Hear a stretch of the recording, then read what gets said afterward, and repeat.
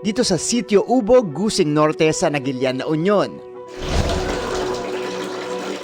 15 minutes lang daw nagkakaroon ng tubig kada araw. Noon. Pero noong taong 2020, may umagos na ideya mula sa grupong Timon o ang kaisahan ng mga mahihirap na mamamayan ng Naguilian. Sa pamamagitan ng mga tubo na may tamang sukat at taas. Nagawa nilang magsala ng dumi. At higit sa lahat, nakakapagdala pa sila ng tubig kahit pa mataas ang water source. Ang matagal ng problema sa sitio, water siphon ang bumago. Simpleng ideya na super ang hatid na biyaya sa komunidad. Ito ang nagre-represent po ng ating water source. Ito naman ang nagre-represent ng community dito sa Naguilian, La Union. Ngayon sa gitna nito, meron tayong balakid. Ang water supply natin mula sa mga bukal galing sa bundok. So, mula ito sa high ground. So, kapag high ground po yan, mapapansin niyo po ang water level natin ngayon nandito. 'Di ba? Pantay sila, walang umaangat, walang bumababa. Pero, kapag inangat po natin ang water supply natin, ayan, makikita po natin dito sa community, unti-unti pong umaangat ang water level natin. Ito po ang tinatawag nating siphon effect. Nung nakita natin yung elevation ng bukal dito sa community, ay kaya namang gawin ito sa pamamagitan ng siphoning. In-improve natin para hindi lang maikli yung hose. In-improve natin para sa malayong supply o malayong source.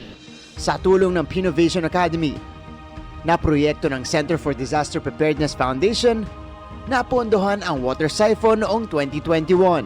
Out of 69 entries, pasok sa top 5 innovation ang proyekto, kabilang sa criteria. Malinaw kung ano ba yung innovation, ano yung bago dyan, or ano yung naiba doon sa usual na solution. Kailangan nag-a-address siya ng problema na galing talaga doon sa komunidad. Maganda palang magkaroon din ng tubig sa kabahayan kahit walang makinang humihigop. Sa ngayon ay nasa 94 households na sa Naguilian ang nakikinabang sa proyekto. Napakalaking bagay kasi mayroon ng malaking tangke. Sumubra pa nga yung mga tubig kung minsan. Mas madali nga. Maginhawa ng paglalaba, hindi na kami mag-iigil. Mga kapuso, yan po ang game-changing water siphon innovation na siya nang nagsusupply ng tubig dito sa Naguilian, La Union. Alam niyo po, napakarami pang lugar sa Pilipinas ang nangangailangan ng enough water supply. So sana po maging inspirasyon to at mai-apply din to sa iba't ibang lugar sa Pilipinas. Para sa GMA Integrated News, ako si Martin Javier. Changing the game!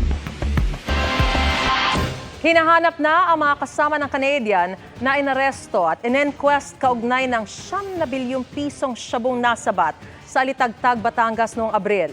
Nakatutok si John Consulta. Pinasok ng Bureau of Immigration Fugitive Search Unit at Regional Intelligence Division ng NCRPO ang bilang ito sa Tagaytay at inaresto ang isang Canadian national. Isa siya sa mga umunoy nasa likod ng 9 bilyong pisong shabu na nasabat sa isang checkpoint sa Alitagtag, Batangas itong Abril. Pero ang pagdakip sa kanya nitong Huwebes ay dahil sa Interpol Red Notice. Wanted umano siya dahil sa pagiging leader ng grupong nagpapasok ng droga sa Amerika at Canada. Nang inspeksyonin ang kanyang bag,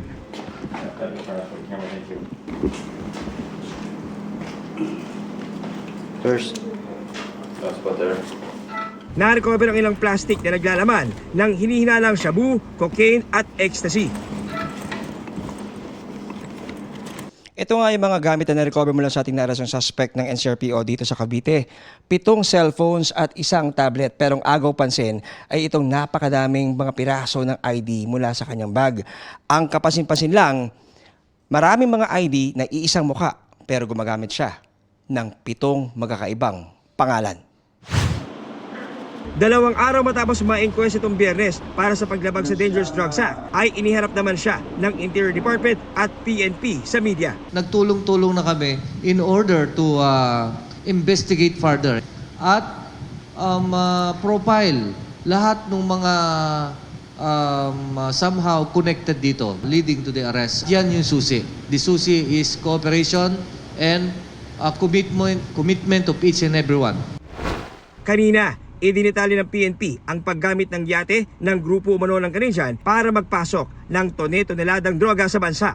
Ilang taon na umano nila ito ginagawa. Are you involved in any way in bringing in drugs here in the Philippines, or are we just a transit point, or are we the end target for this illegal drugs? No comment. I speak to a lawyer. Thank you. We will continue to track down all involved individuals and networks to ensure justice as we strive towards a safer, drug-free Philippines. Tuloy-tuloy ang follow-up operation ng NCRPO at Calabarzon Police para mahuli ang mga natitirang kasabwat ng naarestong Canadian fugitive. Para sa GMA Integrated News, John Consulta, nakatutok, 24 oras. Lubhang apektado ng El Nino ang isang tribo sa Maguindanao del Sur na umaasa sa mais bilang pagkain at kabuhayan. Kaya sila naman po ang hinatira ng tulong ng GMA Kapuso Foundation sa ilalim ng Operation Bayanihan. Hindi bigas, kundi giniling na mais o corn rice ang isinasaing ng tribong Lambangian sa South Upi sa Maguindanao del Sur. Bukod sa mura, pagtatanim din ng mais ang kanilang pangunahing kabuhayan. Kung meron silang harvest, nagsisiparate yan sila ng intended sa kanilang pagkain. Yung the rest yun ay pinapabenta nila. Pero hindi rin nakaligtas sa El Nino ang kanilang mga pananim na mais.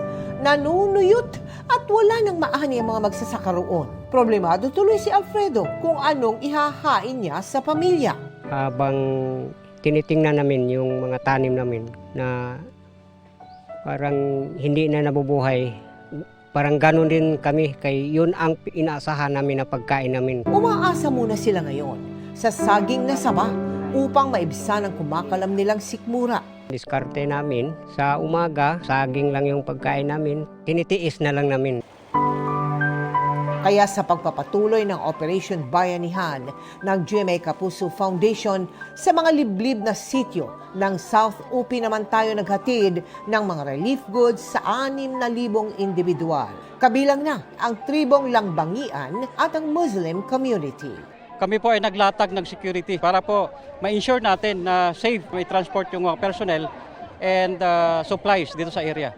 May feeding program din para sa mga bata. Ngayong araw na to na dapat walang may sasayang na po yung iba. Ganun. Parang napakalaking tulong po para sa amin po ang GAB.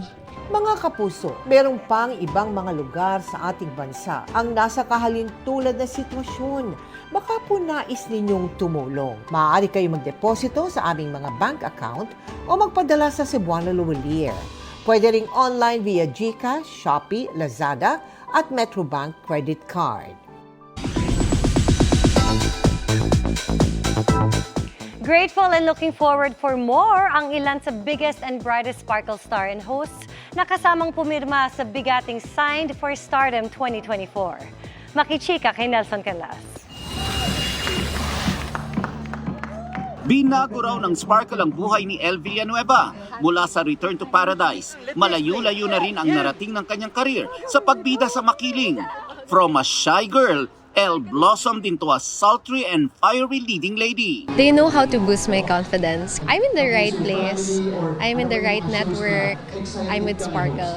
Kasama ni Elle sa pagpirma sa Signed for Stardom 2024 ang lively and vibrant hosts, kabilang sina unang hirit Morning Opa, Kaloy Tingkungko, at Dapat Alam Mo segment host Migs Almendras. Just looking forward for more projects, of course, and things that I would be able to discover through Sparkle. Certified Kapuso na ako kasi nagawa na natin. Kasama rin si Kapuso host Patricia Tumulak, veteran stand-up comedian Pepita Curtis, at ex-volleyball player and wife ni Rocco Nasino na si Melissa. I'm super excited with so much learning, so much growth and maturity. My husband and I talk about this like years ago, planning pa lang, and never thought that it would happen. Dati iniisip ko, alam mo yung mga good looking, magaganda. Pero alam mo, pumasok yung mukha natin.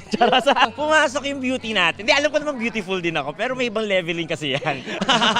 Joining the roster is 24 Oras Game Changer host Martin Javier mula sa hardcourt bilang isang sports analyst, host sa iba't ibang events at ngayon may sariling segment na sa 24 Oras. GMA yung nag-recognize sa talento ko. Ito yung nagpa-bloom sa career ko and naniwala sa potential ko and utilize me in different things. Nelson Canlas updated sa Showbiz Happenings.